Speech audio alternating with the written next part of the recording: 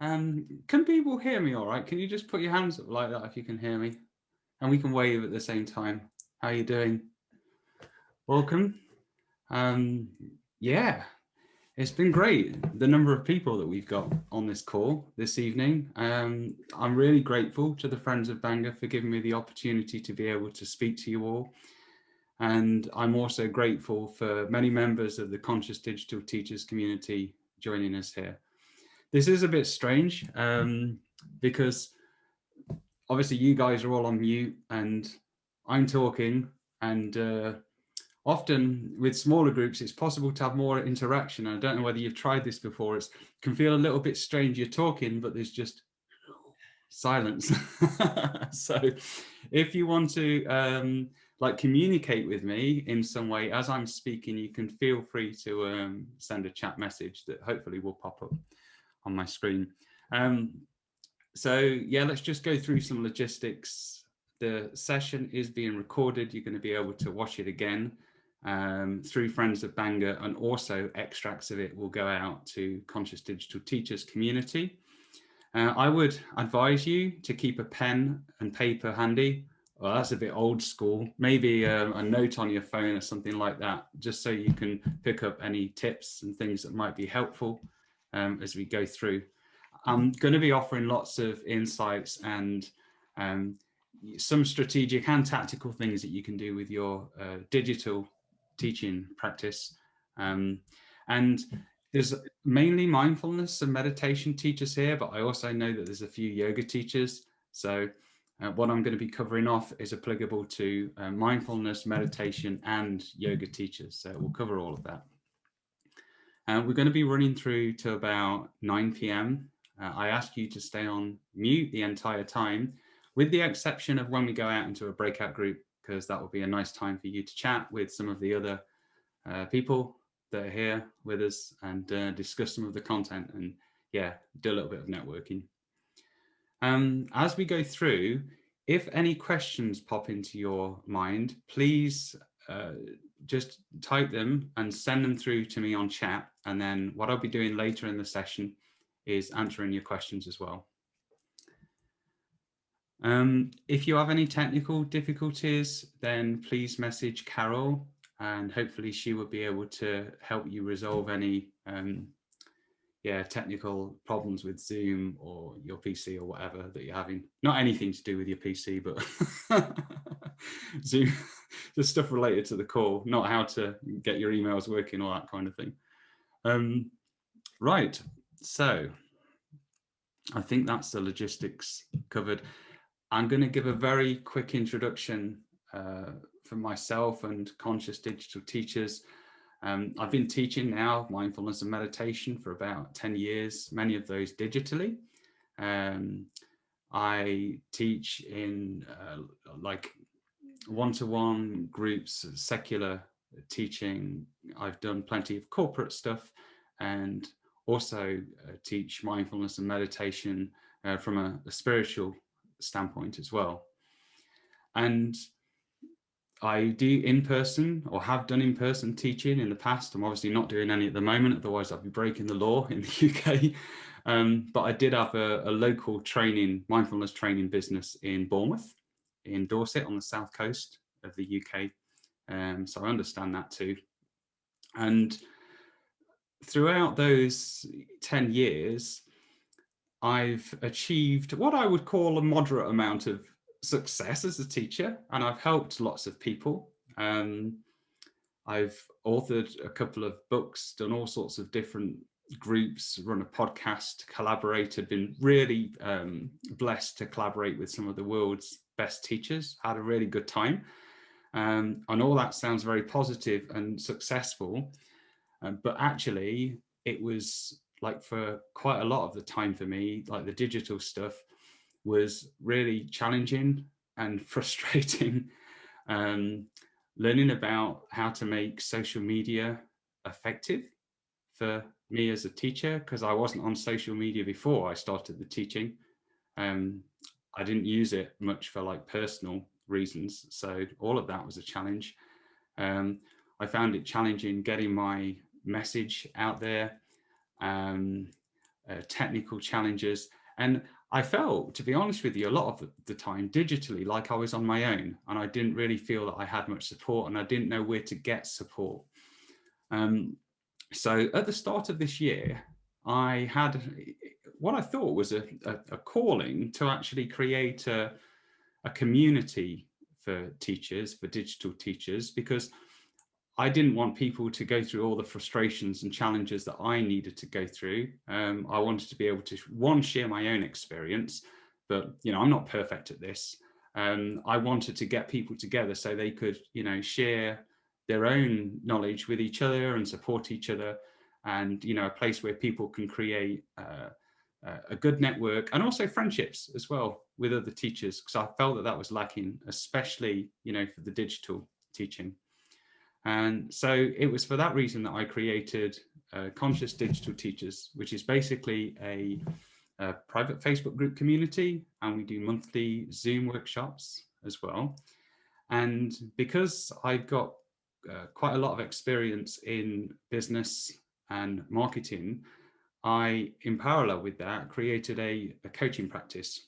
So what I spend most of my time doing now is coaching people on a one-to-one basis, mindfulness, meditation, and yoga teachers, and helping them to grow their digital teaching practices, helping them maybe decide whether they're going to teach generally or whether they're going to niche, and then how to install all the digital infrastructure that you need, and set up things like sales funnels and sales processes, and everything else that you need with the marketing, to have a successful teaching business. So all this has been happening since May of last year, and now there's about 650 teachers in the community, and I've delivered about 300 coaching sessions.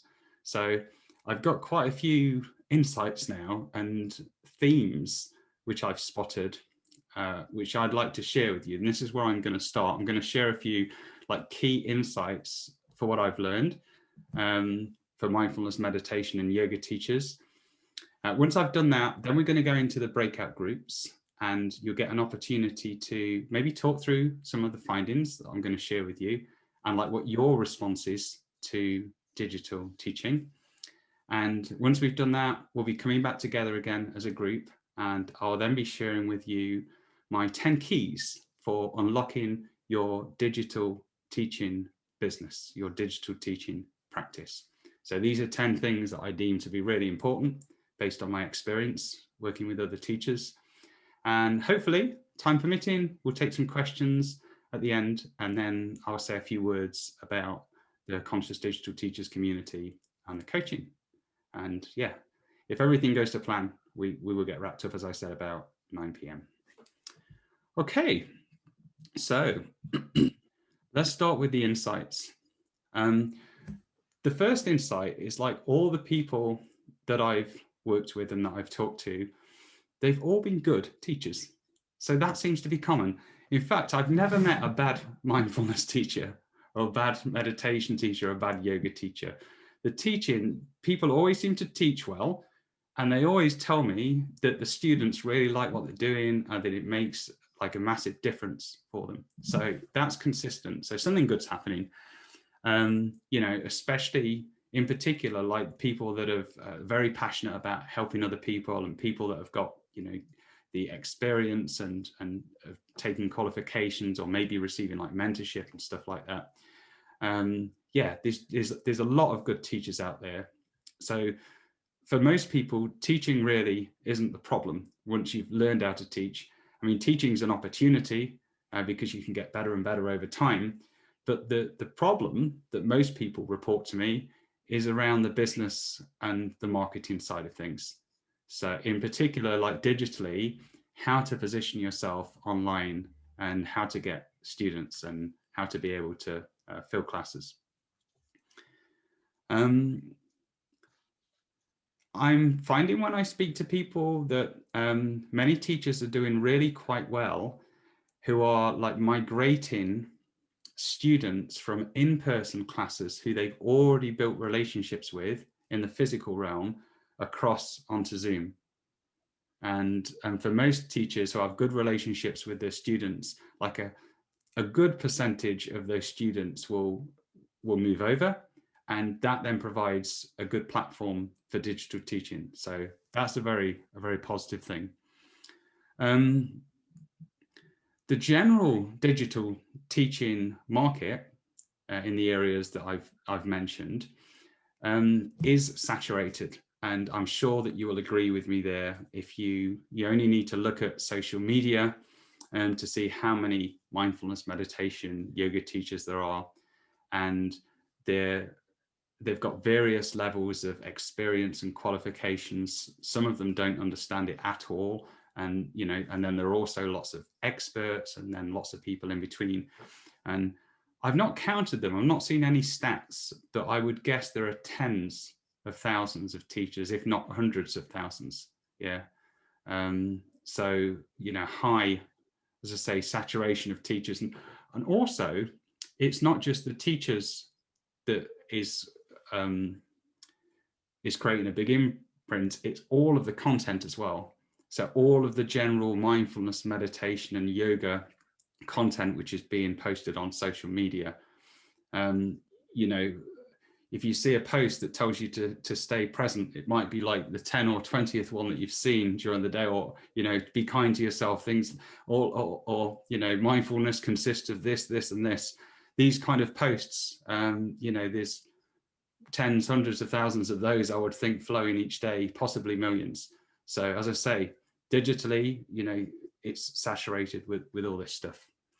And the challenge that people face, most teachers, is how to get new students into their programs, into their classes. Not the guys that they've already had a relationship, not the people that have been referred from someone else that they know, not the people that were in the classes that they worked with in person, but like new people that they've never connected with. How do you get like a fresh person into your sales funnel through that, and then into your classes and programs, drop-in sessions? This is the major challenge that people are facing. And like a really important decision for a teacher, and not every teacher knows this, is whether to teach generally or whether to niche. So, for example, with mindfulness, do you teach general mindfulness or general meditation, or do you niche in a particular area? So it might be that you teach mindfulness and meditation to a particular type of person or a particular group of people, or you might use mindfulness and meditation to solve a particular type of problem. Yeah, so this is what we call a niche. And you can take both approaches, and what most people are doing, that I'm finding, are going for like a general teaching option. Far fewer people are selecting a niche. And this works in different ways, like in person compared to digitally. So like locally, when you do your local teaching, it's like you're a big fish in a small pond. And this means that if you deliver, say, a general mindfulness course, or a general yoga course, or yoga classes, those kind of things in your local area, generally speaking, it's possible to be able to get people into those classes and groups quite easily, by putting in a certain amount of effort on the marketing, the advertising, the promotion, and to make that work. But when you go out and you try to do that online, it's very different, because then once you go online and you try and do it, it's like you're a tiny fish in a massive ocean. So this is why general teaching works well in person, but it's more challenging to actually make it work online. So broadly speaking, a good option for teachers is to consider whether they actually niche. Yeah, as I say, whether they choose something specific. If you take like another example, like coaching, what I do, like business coaching would be a general service that I'd be providing. But what I've done with my coaching is I've niched it. So it's business coaching for mindfulness, meditation, and yoga teachers that want to grow their teaching practice. Yeah, so that's the difference between general and niche. With mindfulness, for example, I have a client that I used to work with, and she niched around dentistry. So mindful dentistry, that's the brand. And I have another client who's niched around menopause, someone else that's niched around self-love, a client who is a yoga teacher who's niching around delivering teacher training for yin yoga. So you can see with all of these things, they're a lot more specific and they're a lot more targeted. So when you go online, what this means is that you can find it easier to be able to find the people and maybe message them or send them advertisements, new people, and connect with them. And it's like easier to promote your services if you're working within that niche. Because if you're teaching generally, it's like, how do you find people? Where do you go? And you've got all this competition around you. The only difference is you could be teaching generally, so you could be a general teacher, but there's something very different about you as a teacher. So you might be delivering like a general mindfulness MBSR program, but the way that you do it or the way that you present yourself is different, which makes you then stick out and in a way rise above the competition. Yeah. So these are like different ways that you can differentiate, either through the service that you deliver or how you present yourself, how you teach. But either way, if you're not already established online, and if you want to have a busy practice and you want to have a regular flow of students through, there has to be some form of differentiation, because most of the time, if you don't do that, the message just won't get through, and you'll find it really difficult to get students. So, but we're going to come back to this idea of niching and differentiation a little bit later in the talk. Another theme that I'm spotting with teachers is that they're actually doing too much. They're trying to do too many things, too many different programs. They're working across too many platforms, too many social media platforms. They're uploading their meditations to like lots of different places, and they're so scattered that they're not really making it work with anything in particular. So my advice for most teachers, especially the ones that, like, if you're working on your own and you've not got a big team that's doing work for you, is, and I would write this down, is to do more and more of less and less. So to do more and more of less and less. So you can pick a something specific. So you say, okay, well, maybe I'm going to give Instagram my focus, or you might say, okay, well, I'm just going to work within this particular niche area rather than trying to do these 5 or 6 different things. So you basically pick one thing or a small number of things and then do lots of that in order to get better and better at it. And this will stop this feeling of being scattered. And also, like, all the different platforms and different options, they all take time and energy.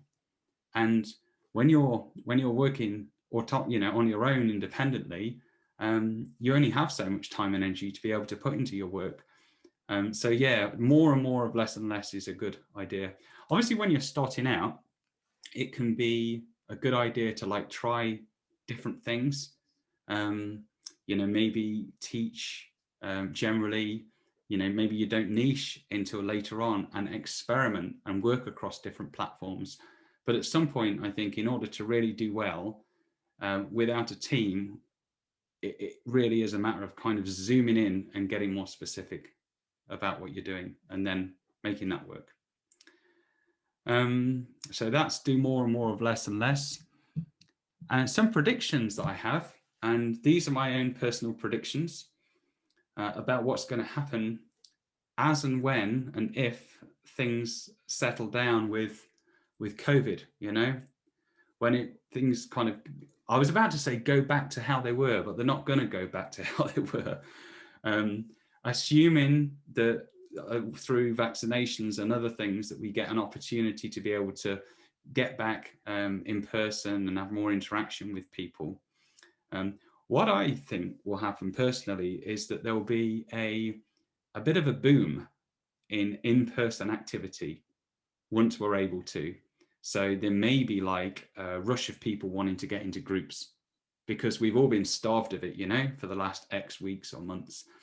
And I also think that like retreats, in-person retreats are going to do really well out the back of these lockdowns that we're having.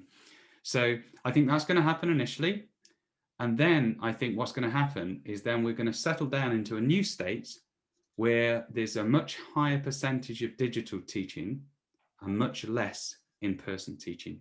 And I tell you why I believe that that's going to happen is because I talk to so many teachers that say to me, once they've got working digitally and they're enjoying it, they say, actually, this is better than in person.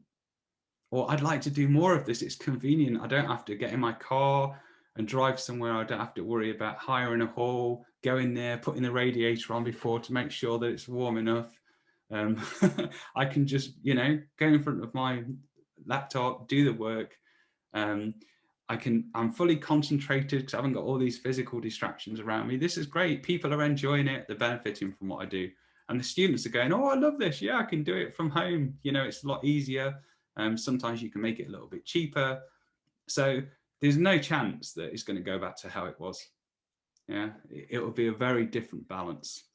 So this places even more of an emphasis really on teachers to be able to teach digitally. In fact, it probably will be that digital becomes the primary teaching platform and in-person secondary. I'm not saying that that's like necessarily a good thing or the best thing, but this is what I believe will happen. Okay, cool. Well, thank you, by the way, for people saying, because I get quite nervous doing these talks to so many people. When people say that they agree and things are resonating and stuff, it's good to know that, yeah, I'm on the right track there. We're now going to move on to the next section, which are the 10 keys to unlock your digital teaching business. So these are like 10 things in my experience which are needed for you to be able to succeed and have a digital teaching business where you can get new students and where it's predictable and reliable and thriving. So firstly, the first key, number one, is right intention. So please write these down. Right intention. So this is like your platform. And I'm sure that for most, if not all of you, this is going to be good and it's already going to be switched on. But yeah, it's just wanting to do the right thing for the right reasons. And, occasionally you do get teachers that don't have good intentions and that doesn't work. But to have the right intention, to have good intentions, there's also a thing about alignment, and whether you see this as being a spiritual alignment or just alignment with the universe, when you're actually doing what you need to be doing and you're like following your purpose and your passion, then the right intention key really starts to come to life. And I do say to people, like, if you're going to select a niche, do something that you're passionate about, because it's a lot of time and energy creating all the digital content and the promotion and everything. And yeah, and if you can, tune in, to the heart and see if you can understand what your purpose is, and then go with that. And also, just on the subject of niche again, and I keep coming back to this, it's important not to put yourself under too much pressure to find a niche as well, because for some people, actually, it's not right. Some people, they may be right for them to actually teach generally, and they might do really well teaching generally. It's just sometimes a bit harder, from a business and marketing standpoint. I have worked with people before that have tried so hard to find a niche that it's actually caused them quite a lot of stress and harm and frustration, and temporarily damaged their teaching practice. They've recovered from it and everything's worked out okay. But with niche, sometimes it's about timing. So sometimes it's like leaving it a little while, relaxing into it, and see what comes. But that said, when I work with people and I do my coaching, like most of the time, early on in the coaching program, we're able to find a niche. So I have like a niche extraction process, with a questionnaire and lots of questions, talking one-to-one.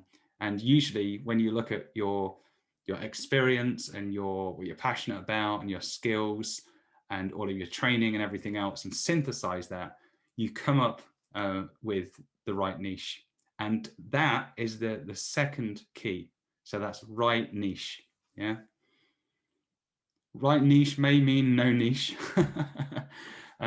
But just, making that decision consciously if you can.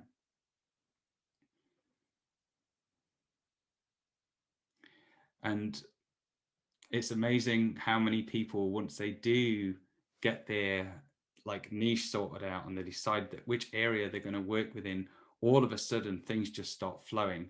Like the social media gets easier. It's easier to be able to write emails for your email list. You know how to go and find your students.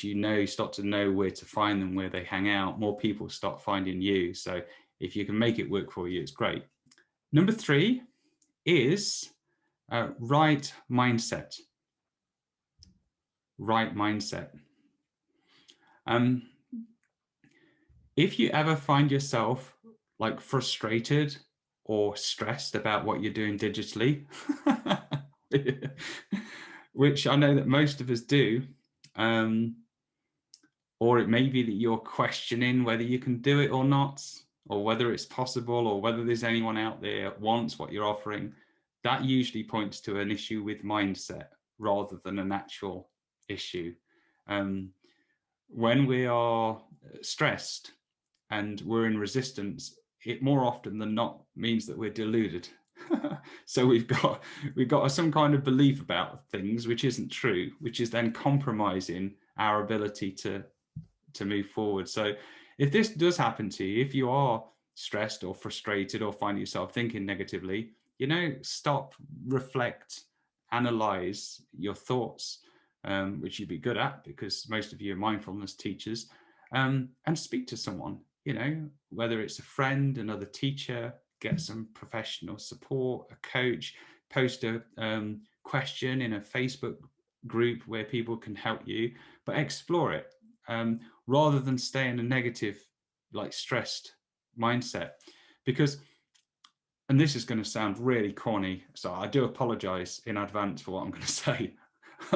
But if you don't believe that you can fill one of your programs, or that you can have a nice steady stream of one-to-one clients, or whatever it is that you want, if you think it's not possible, then when you like do your social media, and when you're messaging people, and when you're giving talks, or you're on a podcast, or whatever it is that you're doing, that energy comes out, and people sense that, and then they don't come.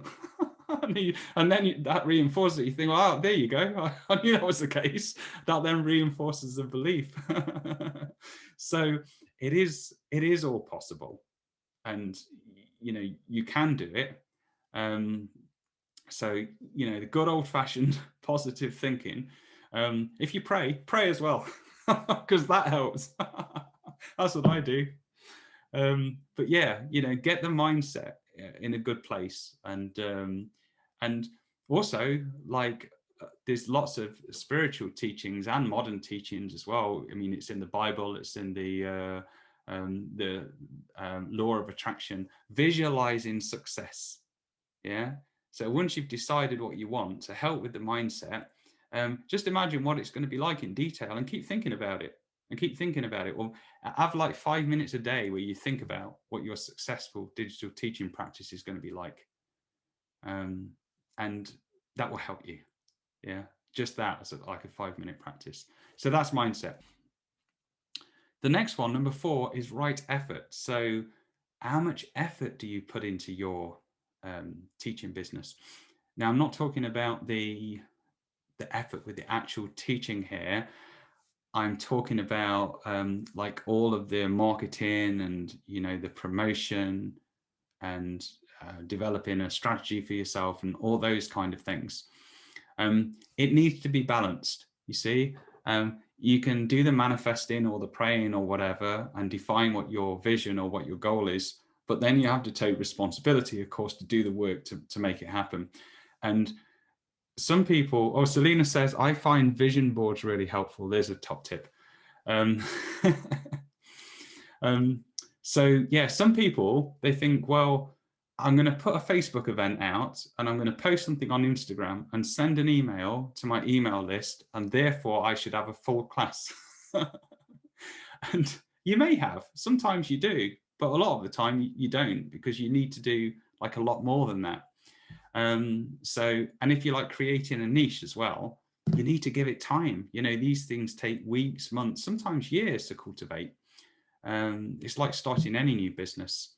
So there does need to be a reasonable, in quotes, reasonable amount of effort that you're putting in order to get the result. So one end of the extreme spectrum is no effort, no results. Then the other end is like too much effort or over efforting. So if we find ourselves like doing far too much and not getting the results, that's a problem as well. Because what that means is something's not right. Like one of the other keys, these 10 keys won't be right. You know, for example, if you didn't have the right intention, you could put all the effort in the world and chances are you probably wouldn't get the results, the students and the income that you need. So just watch out for that. You know, if you're like trying too hard, it usually means that something needs to change. So right effort, balanced effort, that's what we're looking for. Number 5, key number 5 is right following. Right following. So we've got our intention, got a niche or decided to go general, got the right mindset, putting right effort in, right following. The following needs to match the niche if you've got a niche. So, you know, if you are doing yoga, I've just done some work with a yoga teacher, and she's created this brilliant proposition and is now starting to fill classes and stuff. She's called it the Inflexible Men's Club.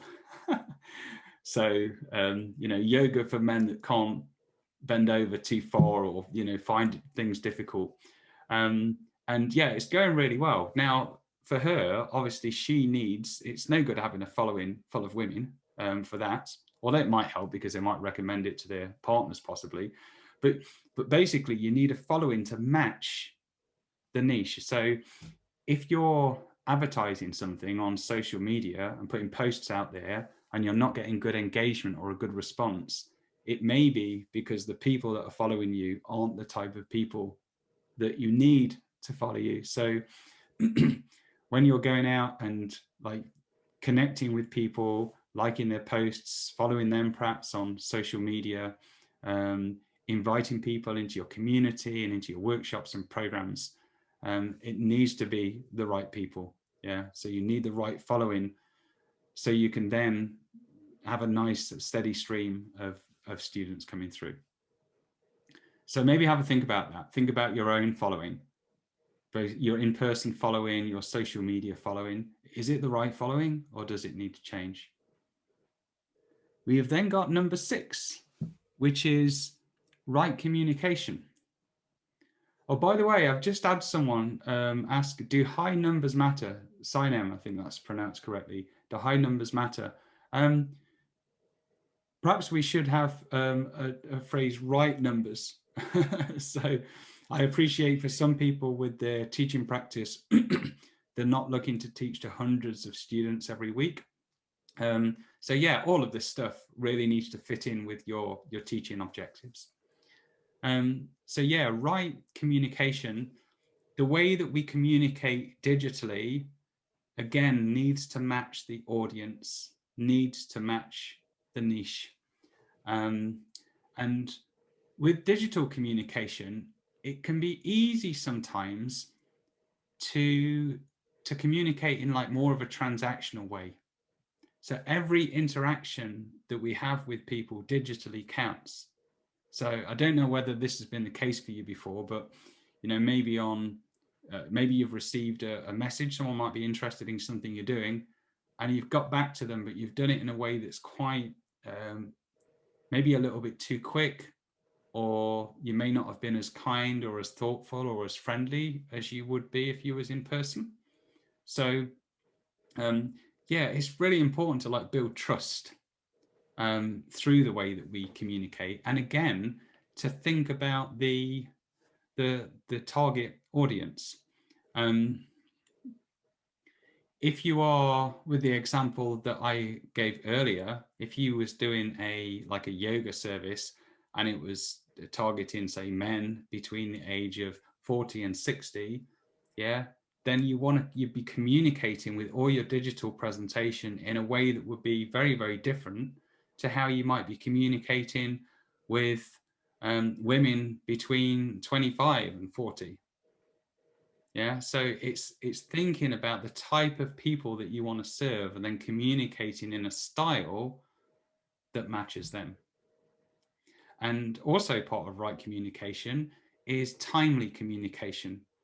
And I know this can sometimes be a little bit challenging, but what many people are expecting these days, and certainly the younger generation coming through, is people want you to be getting back to them quick.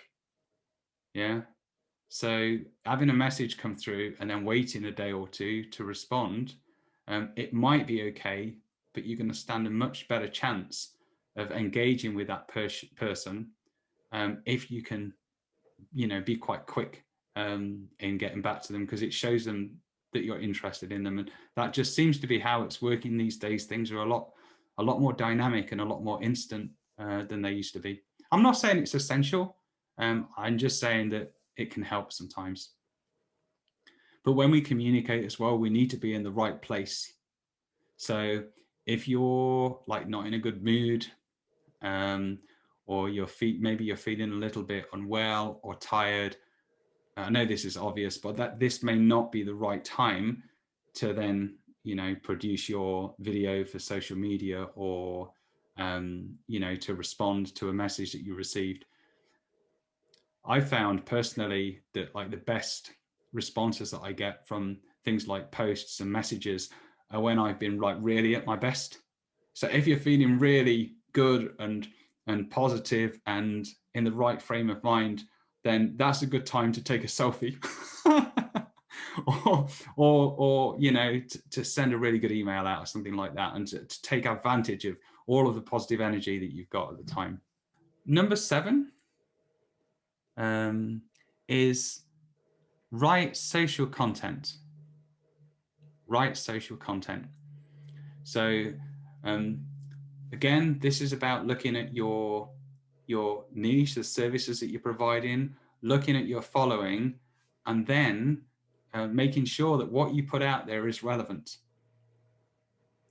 And we've all seen feeds on social media, and mine can be a bit like this sometimes. Yours might be like it, or you might have friends that do it, teachers, and you think, why have they put that on there? it's like so obvious that it's not really going to help what you're trying to achieve, or it's not relevant in some way. Yeah, so you want to keep your posts like relevant to what you're doing, and also to have a good mix. So it's nice to have a good blend of content, videos, pictures, quotes, sharing a bit of personal stuff. I'm like naturally not a fun person. I'm actually a very serious person, and so I have to make a conscious effort to be fun with my social media and the other things that I do. So yeah, I just because I know that people like it, and it's often the fun stuff that gets like the highest level of engagement and the best responses. But yeah, having the right mix of social content, and there are like lots of different other like types of posts that you can do. You could have a post where you're connecting with your key audience's hopes or fears, or you could tell a story. And remember that you don't always have to produce all the content yourself. And sometimes it can be quite nice, if it's appropriate, to be able to share content from other people within your feed, because people tend to like variety. The 8th key is right product or right products. So all of these keys need to be working. Sometimes, you can have good intentions, you can have the right niche, you can have a really good mindset, you can be putting in the right amount of effort, you've got a great following, you're communicating skillfully, the social content is excellent, but actually your product doesn't sell. It's not what people want. So looking at when I say your product, your sessions, your programs, the platforms that you're operating on, it's worth reviewing those and deciding whether you need to, do things differently. Getting feedback is important. Like, get as much feedback as you can on what you're doing, just to check, to make sure that however you're architecting your teaching services, that's, it's best, not necessarily just best for you, but, really works for the students. So right products. Key number 9 is right pricing. Now, in my experience with teachers, most of them don't charge enough. So I can often easily make back the money that someone pays me for me coaching them in a coaching program, just by looking at what they're doing, getting them to do some research, and then they come to a conclusion. And why is it? Why are you not charging enough? What's all that about? Well, just put your prices up in an appropriate way. Get the price right so that it's fair for you and that it's fair for your students. Obviously, there are instances sometimes where people are overcharging, but I don't find that very often. Usually people are charging about right, or they're undercharging. And your price does communicate something, doesn't it? If you're going out there with really low prices, what does that say about your teaching? And how is that a reflection on how you value yourself? Because right pricing is also about you, feeling comfortable that you're getting what you deserve for all the good teaching work that you've done and all the time and effort that you've put in. We got a question here from Naomi. Is producing a lot of social content necessary to teach online? No, it's not. There are people that have very successful digital teaching practices without being dependent upon social media. However, for most people, high 90s, it makes a huge difference to have a good social media presence. Now, how much social media content do you need? Well, in my experience, I found, if I take Conscious Digital Teachers as an example, and what I've done, I was kind of posting more frequently earlier on. I don't post as frequently now because I don't need to, because I'm busy enough helping people with the coaching work that I'm doing and looking after my community, leading my community. So sometimes, like, you post more to begin with just to kind of get your message out there, and then you can bring the frequency down later. But I think certainly when you're starting in a new niche, I would say to be posting most days. But what some people do is they go for like a launch approach where if they're going to be launching a new program or a new membership service, something like that, like the days, a few days leading up to the launch, they're posting like a high number of times. It could be, 5 or 10 times a day, but you have everything ready in advance in order to kind of do a blast promotion.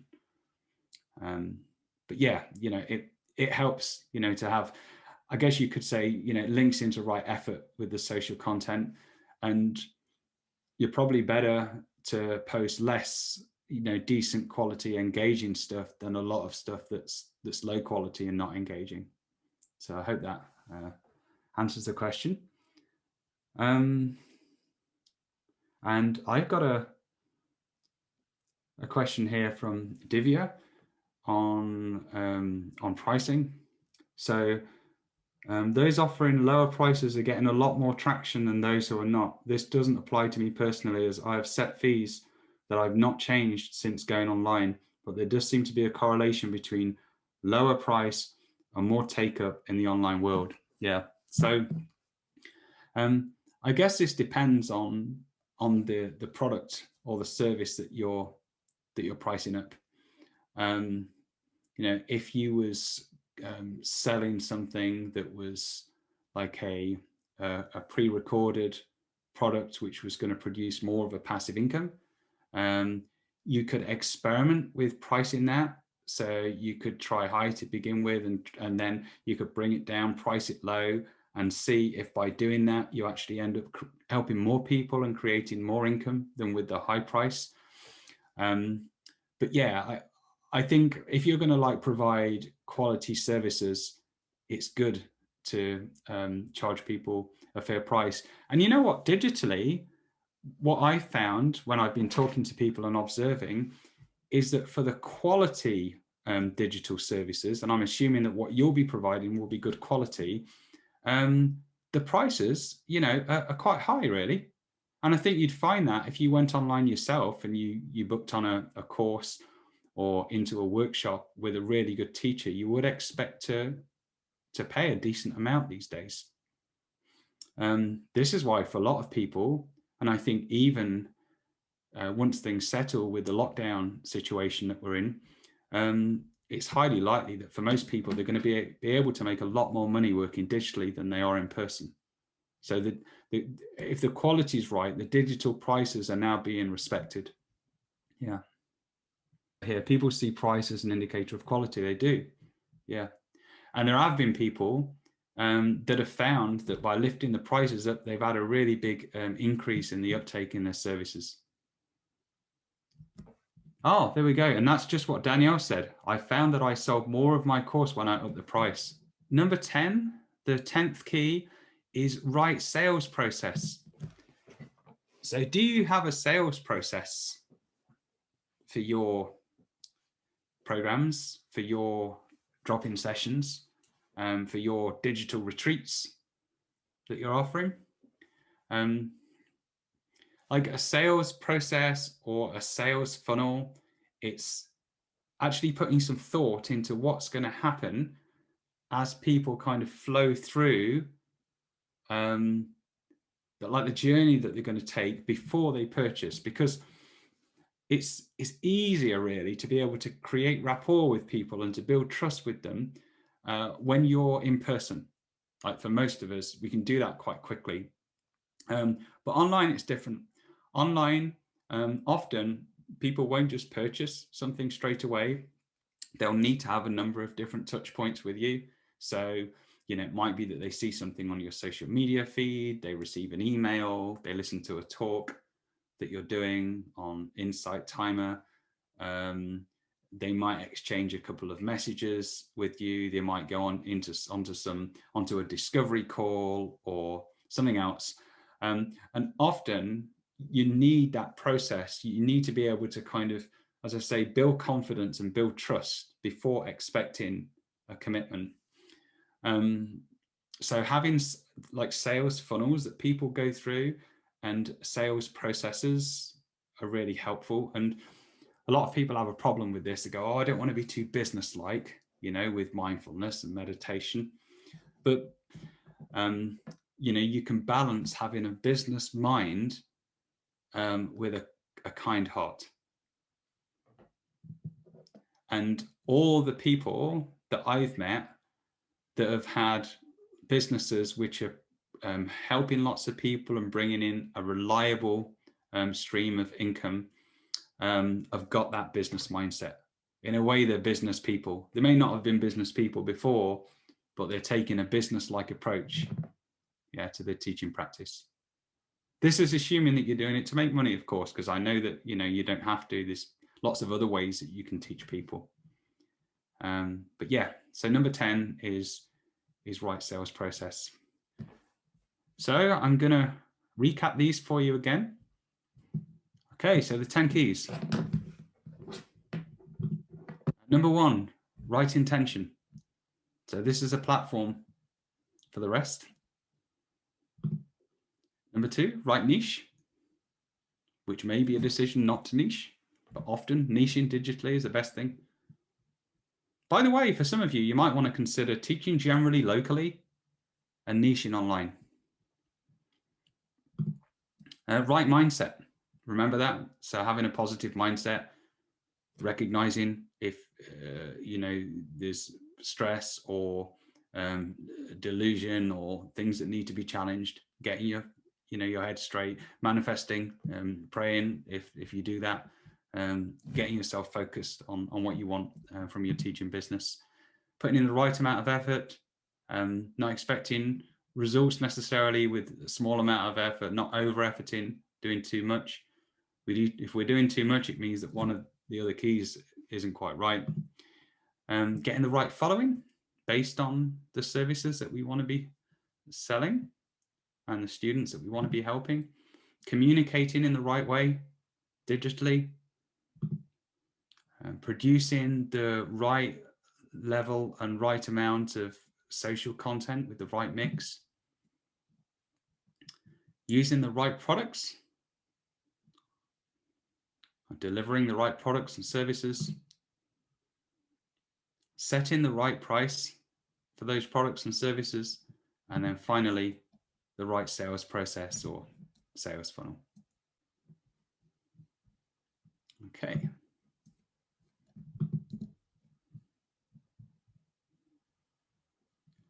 Right. So, I think that's me done with the content. I'm going to do like 5 minutes on questions now with you. I'm just scrolling to see some of the questions that I've received. Question from the group: how do we work out what is appropriate to charge, especially if we're ambivalent about asking for money in exchange for teaching? Do your competitor analysis, your research with that. Look at what other people are charging. If it's a niche where no one else is operating, find the like closest thing to it. And, you know, maybe just take the average of that. That would be a way to do it. The other thing that you can do is, and I'll explain how you do it later, join Conscious Digital Teachers, my Facebook group, and just post in there and ask people, I want to do this. How much do you think I should charge? And then you'll get lots of feedback from like hundreds. Well, you may not get feedback from hundreds of teachers, but you'll get feedback from some of the hundreds of teachers in the group that will help you. You know, or you could post out to some other Facebook group. But yeah, you know, just look into it really, and take a bit of time to think about your price, because it can be quite difficult once you set it to change it, especially if it's like a regular service that you're delivering. How can people compete with so many freebies currently being offered? So yeah, the competition isn't just about like the teachers doing the interactive stuff. Is often about freebies. There's so much free stuff streaming that you can get in apps, YouTube, Insight Timer. You know, how can you compete with all of that? It's difficult. I think certainly with the products that aren't interactive, where you're not actually delivering them in person, real time, that again, it comes down to differentiation. So you have to produce something that's really quite different to what other people are providing, and then have, through your niche and through understanding what your following is, you know who to reach out to be able to, you know, to sell that product. So differentiating, niching will certainly help, as does following. Like when I'm working with people and helping them look at the different products and services for their like mindfulness or yoga practice, you can look at the ones that are like maybe like Zoom based, interactive, where you're doing stuff in person. And for a lot of people, it's worth doing that first, because it's often easier to sell the more interactive services than the like passive income products. And with the passive income products, you're never quite sure like how they're going to land and how much they're going to sell. It's like writing a book. If you've tried that before, sometimes it hardly sells anything at all. Sometimes it can be a small amount, a moderate amount, or it could be huge. But there's only so much you can do with it, and you don't have that much influence. But when you're selling the interactive services, I believe that you do have more influence with that. And the fact that you are interacting with people could differentiate you over people that are just offering, say, you know, streamed products. So I appreciate that was a bit of a ramble, but yeah, it is difficult. And I mean, the take-home message with that one is, when you're thinking about your competition, don't just think about other teachers. Think about all the different things that people could do to solve the problem that you're trying to solve. You know, so if you're niching around sleep, for example, you know, you'd look at all the different apps and, you know, those types of products and services, because they're also your competition, as well as the other teachers that are niching in the area of sleep. Yeah. Keith is saying, I found that personal and relational energy goes a long way in getting people to pay for products. It's not just about them and their meditation practice. People genuinely like a genuine relationship with the instructor.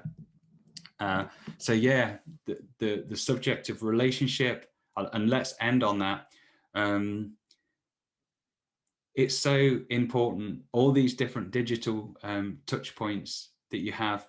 I think the more that you can be in contact with people, the more that people feel that you can understand them, and the kinder you are and the more friendly you are, just like with the in-person businesses, the more of that you can do online, you know, the easier it's going to be for people to want to connect with you and to purchase your teaching products and services. So yeah, be kind, be friendly, and yeah, Karen here says, yes, your USP is you. Okay, so it's now 5:02. I think that concludes the content and the questions.